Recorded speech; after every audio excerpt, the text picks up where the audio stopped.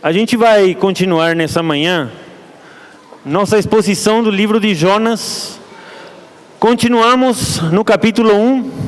Semana passada eu quero retomar uma introdução aqui para você entrar no contexto. A gente estava falando sobre a disposição que Jonas teve, mas para não fazer a vontade do Senhor, sino para fazer a sua vontade. Nós estávamos caminhando no sentido de que em toda a palavra de Deus, sempre que veio palavra do Senhor a seu servo, algum profeta, ele dispunha o seu coração para obedecer, para fazer a vontade de Deus. Porém, dessa vez, a vontade de Deus era o último que o profeta Jonas queria fazer. A gente falou de que existia aquela rixa, né, entre os israelitas, os assírios, os povos estrangeiros, nos quais nessa luta, o povo estava procurando mais o quê? Centralizar Deus somente em Israel. Deus é somente Deus do seu povo, Deus não se interessa com os gentios. E por tantas atrocidades que os assírios faziam, Jonas até rejeita o chamado do Senhor. E nós falamos e fizemos o desafio para que você olhe para pessoas que talvez você tenha muita dificuldade de falar, e que você comece a amar essas pessoas. Porque eu dei um exemplo, né, que quando você olha para Brasília e para muitos políticos e pessoas que normalmente só tiram proveito dos outros, a sua vontade e a minha é: Senhor, vem logo, para que o juízo caia sobre esse povo, e não ir lá para pregar a salvação. Mas hoje eu quero me focar especificamente na atitude de Jonas. O título da pregação é Fuja se for capaz. É o que nós estamos expondo.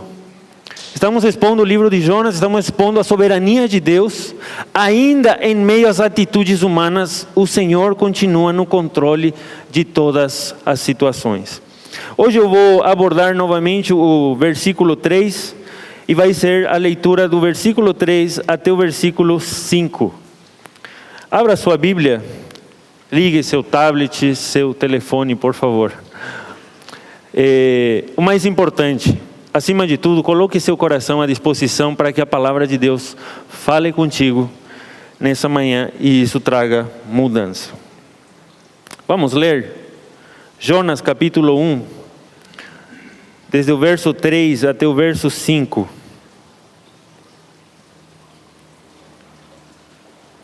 O mandato do Senhor estava sendo: Jonas, vai até Nínive, né? E o verso 3 começa com um grande contraste. Mas Jonas fugiu da presença do Senhor, dirigindo-se para Tarsis. Desceu à cidade de Jope, onde encontrou um navio que se destinava àquele porto. Depois de pagar passagem, embarcou para Tarsis para fugir do Senhor. O Senhor, porém, fez soprar um forte vento sobre o mar, e caiu uma tempestade tão violenta que o barco ameaçava arrebentar-se. Verso 5. Todos os marinheiros ficaram com medo, e cada um clamava ao seu próprio Deus. E atiraram as cargas ao mar para tornar o navio mais leve. Enquanto isso, Jonas, que tinha descido novamente ao porão e se deitara, dormia profundamente. Abaixe sua cabeça, feche os seus olhos, vamos orar. Amado Deus e Pai, nós queremos te agradecer por essa manhã, pela oportunidade, Senhor, que temos de abrir a Tua palavra de forma livre. E mais uma vez, Senhor, pedimos que o Senhor nos encha de sabedoria, de entendimento, e nos dê capacidade, Senhor, para aplicar essa palavra às nossas vidas. Eu peço por cada um dos meus irmãos aqui, por cada pessoa que está aqui presente, Senhor, que essa palavra possa chegar fundo no coração de cada um, e que isso possa trazer de fato mudanças. De fato, Pai, a mudança verdadeira é um processo, mas que esse processo possa começar, Senhor, se é a Tua vontade, nesse lugar, nessa manhã. É assim que nós oramos, em nome de Jesus. Amém. Eu não sei se você, em algum momento, parou para pensar que tudo na sua vida estava indo muito bem. E você estava fazendo coisas erradas. Eu não sei se ainda você, continuando no pecado, você olha para a sua vida e você diz: olha, na verdade eu sei que estou errado. Na verdade eu sei o que a Bíblia fala. Na verdade eu conheço o que Deus quer, mas eu me sinto bem da maneira que eu estou vivendo. E ao olhar ao seu redor, você na verdade percebe que tudo está normal. Que você está no pecado e nenhuma consequência tem te atingido. As coisas parecem que começam a caminhar direitinho e você continua no seu pecado porque o seu pecado não tem consequência. Às vezes, você está querendo tomar uma decisão e essa decisão é errada, mas você coloca sinais e diz: se isso acontecer é para fazer ou é para não fazer. E normalmente está errado aquilo que você quer fazer e as coisas que você almejava acontecem. Nada está te contrariando, então você diz: então é a vontade de Deus que eu continue pecando e vivendo do meu jeito, porque tudo está indo normal. Perceba aqui Jonas, vamos ler, verso 3. Mas Jonas fugiu da presença do Senhor, dirigindo-se para Tarsis. O destino dele era Nínive. Ele foi para o outro lado, Tarsis. E o mais interessante que estava lendo essa semana é que ele desceu à cidade de Jope, onde encontrou um navio que se destinava àquele porto. Gente, ele desceu para Jope. Ele achou o navio que ia para onde ele queria. Isso significa que ele estava fazendo a vontade de Deus? Não. Pessoal, muitas vezes nós estamos como Jonas, fugindo da presença do Senhor, vivendo do nosso jeito, ameaçando Deus a conviver as coisas segundo o meu querer, e tudo vai normal. Deus não me castiga, as coisas andam, meu salário aumenta, né? Eu sou reconhecido pelas pessoas do mundo, não tenho problema com ninguém, meus relacionamentos estão tudo em paz, eu consigo dormir tranquilo, como já a gente vai ver. Mas isso não significa que você está fazendo a vontade de Deus. Pode aparecer um barco que vai levar você para Tarsis, mas Tarsis não é a vontade do Senhor. A gente pensa muitas vezes que Deus somente nos mostra a sua vontade quando Ele diz não e nos castiga. Porém, a palavra de Deus também diz em Romanos que quando a gente insiste e insiste e insiste e insiste em fazer a nossa vontade, o que o Senhor faz? Deixa você agir pelas suas próprias pernas. Então, meu filho, você quer viver assim? Eu já te adverti, eu já falei para você. Mas então não quer fazer? Então vai. Como o filho pródigo. Esbanja os seus bens, viva do seu jeito, e tudo vai bem. Você dorme em paz, seus amigos te amam, você não tem dificuldade na família, ninguém confronta pecados, porque quando os pecados são confrontados, há atritos, há conflitos, um vai acusar o outro, então vamos deixar tudo assim. Há momentos em que vão aparecer barcos na sua vida, e aqui é uma analogia, tá? Há barcos na sua vida que não vão te levar para a vontade de Deus, que vão te levar para longe de Deus. Nem toda porta aberta é porta do Senhor. Há portas que nos levam para longe dele e não para a vontade do Senhor. Então preste muita atenção. Perceba o seguinte: depois de pagar a passagem, em que coisas você está investindo? Será que você está investindo em relacionamentos que fogem da vontade de Deus? Será que você está investindo o seu tempo em coisas que tiram a Deus do seu lugar? Jonas estava disposto até a pagar para não fazer a vontade de Deus. Ele estava investindo dinheiro que não teria nenhuma retribuição. Você parou para perceber que ele investiu o dinheiro dele para fazer totalmente o contrário e para investir em uma coisa da qual nunca tiraria proveito?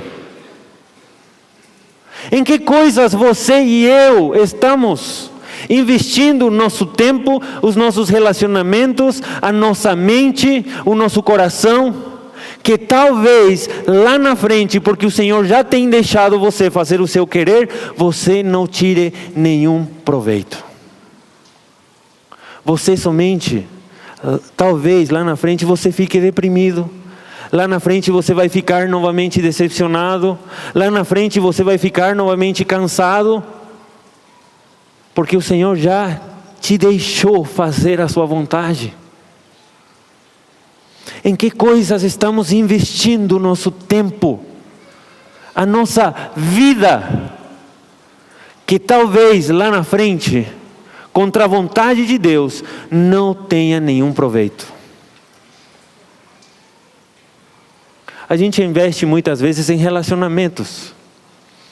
Relacionamentos que você e eu sabemos que vão contra a vontade de Deus. Que você já tem as diretrizes do Senhor para aquilo que você deve fazer. Até que momento eu tenho que me relacionar com uma pessoa? Que tipo de intimidade eu tenho que ter com ela? A palavra de Deus me orienta, mas às vezes a palavra de Deus não é suficiente porque eu quero fazer a minha vontade. Mas preste atenção que muitas vezes esses tipos de relacionamentos só vão trazer um investimento ruim, porque as consequências vão ser ruins. Coisas que investimos o nosso tempo. Quanto tempo você para orar? Isso tem proveito para a sua vida espiritual. Quanto tempo você para ler a palavra do Senhor? Isso tem proveito para seu crescimento no relacionamento com o Senhor. Quanto tempo você para você tomar uma decisão conforme a vontade do Senhor? Muitas vezes a gente vive a nossa vida no automático e tomamos decisões sem sequer considerar o que Deus pensa ao respeito. E as consequências muitas vezes não são ruins, porque como você vai ver, olha aqui Jonas, verso 4. O Senhor, porém, fez soprar um forte vento sobre o mar e caiu uma tempestade tão violenta que o barco ameaçava arrebentar-se. Todos os marinheiros ficaram com medo, cada um clamava ao seu próprio Deus e atiraram as cargas ao mar para tornar o navio mais leve. Mas enquanto isso, perceba, enquanto isso Jonas, que tinha descido ao porão, se deitara e dormia profundamente. Uma vez uma pessoa me disse assim: Samuel, sabe como que eu reconheço a vontade de Deus na minha vida? Quando eu tenho paz. E eu na hora me lembrei de Jonas. Eu falei: não. Você pode estar em pecado. Você pode estar totalmente longe da vontade do Senhor. E você estar em paz. Estar tranquilo. E dormir. Porque a dureza do seu coração já é tão grande que o Senhor deixa você. Mas lá na frente, você vai perceber que a sua decisão estava errada. Paz interior não significa paz do Senhor. Preste atenção com isso. As pessoas normalmente dizem que quando você sente uma paz interior, quer dizer que você está bem com Deus. Mentira! Porque a gente pode estar no pecado, adulterando, fornicando, mentindo, fofocando, irado, com raiva, orgulhoso e ao mesmo tempo em paz comigo mesmo, porque estou fazendo o que eu gosto. E o mundo ao meu redor pode estar caindo, mas eu estou tranquilo porque estou fazendo a minha vontade. Você parou para ver a atitude dos coitados dos caras que estavam trabalhando no barco? Deus diz assim, quando Deus vê essa desobediência em Jonas, ele diz: o Senhor, porém, fez soprar um forte vento. Quem é o dono da natureza? Deus. E aqui não é à toa que esse versículo começa assim. Porque se Deus tem poder sobre a natureza, Deus tem poder para mexer com o quê? Com tudo. Deus fez soprar um forte vento sobre o mar e caiu uma tempestade tão violenta que o barco ameaçava arrebentar-se. Quem já esteve no mar sabe que não é fácil. Pelo menos num barquinho. Um barco pequeno, gente, ele se balança muito. E uma tempestade do jeito que está sendo descrito aqui é uma coisa para dar medo mesmo. Porque aquele barco era um barco de mercaderes. Pessoas que mexiam com transporte daquela época. Cargas. E esse barco grandão ameaçava arrebentar-se. Então a tempestade não era pequena. Todos os marinheiros ficaram com medo. Pessoal, marinheiro, quando a palavra de Deus fala, eu fui pesquisar a tradução. Pessoa experiente que passou a sua vida no mar. Esse tipo de pessoas normalmente é destemido. Esse tipo de pessoas normalmente é muito corajoso. Esse tipo de pessoas normalmente é experiente e sabe o que fazer quando uma tempestade atinge o barco. Mas esses caras estavam com medo. Às vezes pessoas experientes ao nosso redor, que já passaram por muitas dificuldades e momentos complicados, veem a tempestade que está se aproximando da nossa vida, mas a gente está tranquilo, que nem o Jonas, em paz, porque eu continuo achando que a minha vontade é melhor que a vontade de Deus. Enquanto todo mundo estava trabalhando, fazendo o que tinha que fazer para ajeitar o barco, o que Jonas estava fazendo? Dormindo. Pessoal, preste atenção, vou repetir de novo. Ter paz para dormir não significa que você está fazendo a vontade de Deus. Porque muitas vezes a paz de Deus, ela vai atingir primeiramente a vida dos outros em relação à minha vida, e não a mim primeiro. Você quer ver grandes indicadores da vontade de Deus? Como estão as pessoas ao seu redor em relação a você? Como estão as pessoas ao seu redor em relação a seu relacionamento com Deus? Porque nós estamos tão duros de coração que quando olhamos para a nossa vida, muitas vezes estamos tão contentes com a mediocridade com a qual vivemos, que tem que ter alguém de fora que me diga o quão errado eu estou para eu perceber que eu não estou bem.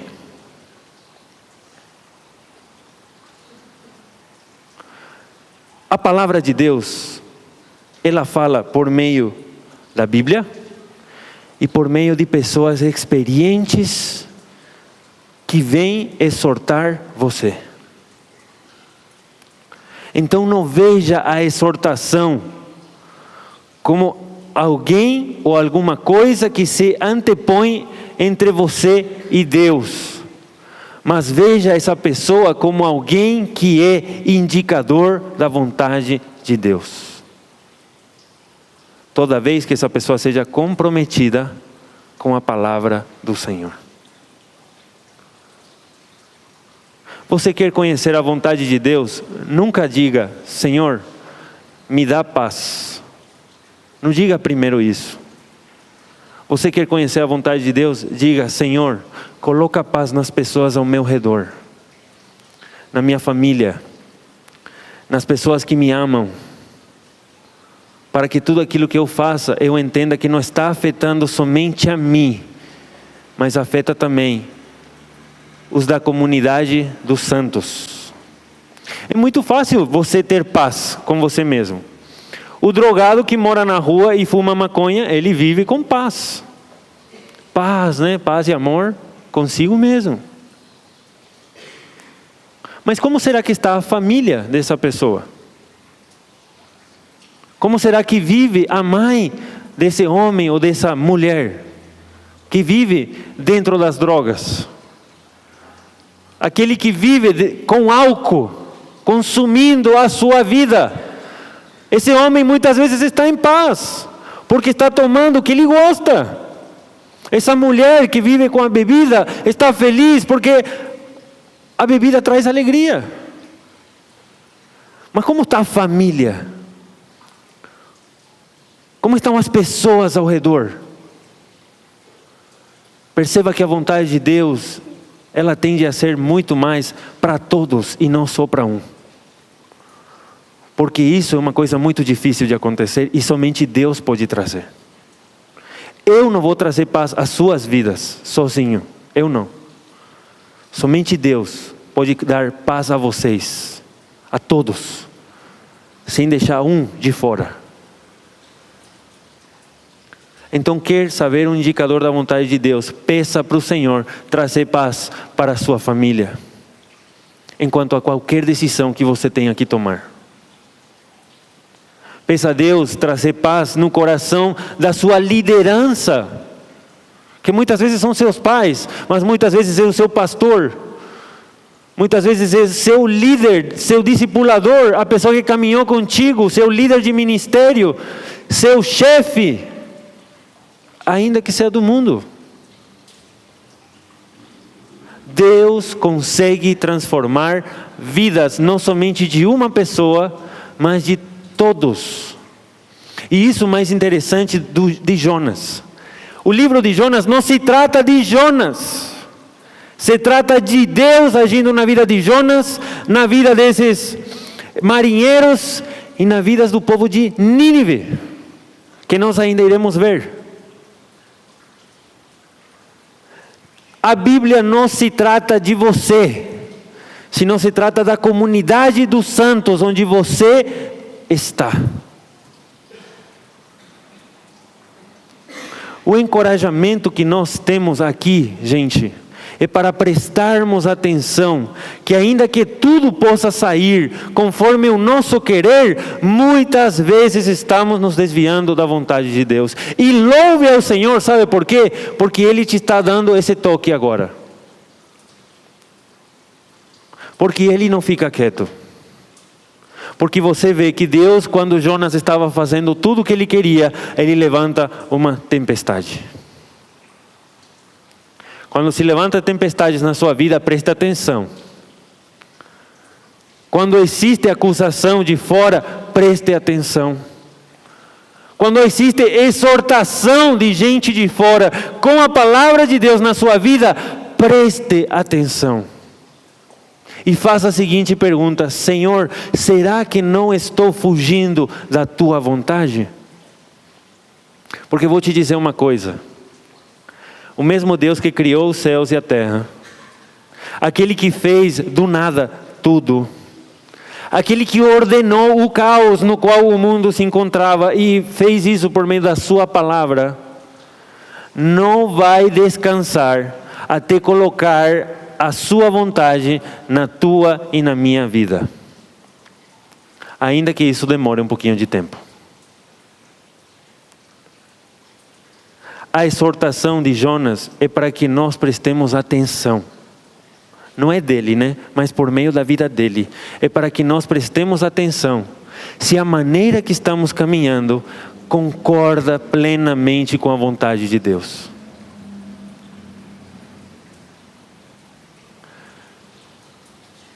para terminar, o desafio que eu quero deixar para você é você parar tudo o que você está fazendo.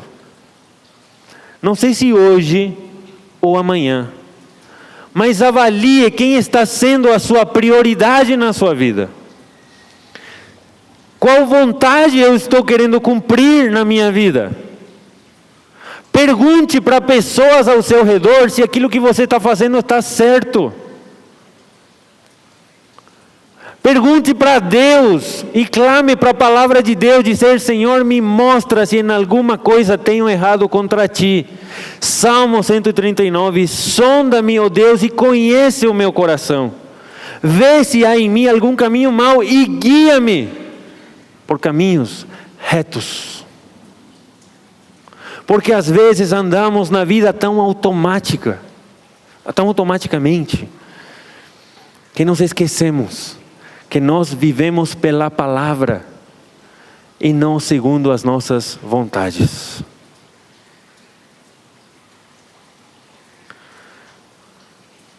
Para terminar, a frase que deixo contigo é: não é a paz interior que você tem que determina a vontade de Deus.